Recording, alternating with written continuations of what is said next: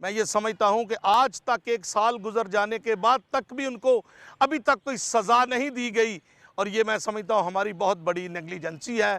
मैं ये समझता हूं और मुतालबा करता हूं इस अदलिया से और इन इदारों से कि वो पाकिस्तान को सर बुलंद रखना चाहते हैं तो जल्द से जल्द इन लोगों को कफ़रे करदार तक पहुँचाया जाए।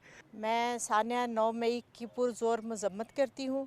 जिन्होंने भी जिन्ना हाउस पे अटैक किया, ये बहुत एक शर्मनाक वाक़या है। तमाम वकला बरादरी हम सब इसकी मज़म्मत करते हैं। इस बिल्डिंग में जिस तरह से अभी तक निशान है, इसी तरह से हमारे दिल के ऊपर भी अभी तक निशान ताज़ा हैं जो 9 मई के वाक़यात हुए हैं। और ये एक जितनी भी इस वाक़े की मज़म्मत की जाए उतना ही कम है। ये एक गैर इंसानियत और एक गैर इखलाकी वाक़े के साथ साथ एक ऐसा वाक़या था जो मुल्क दुश्मन करार दिया जाना चाहिए।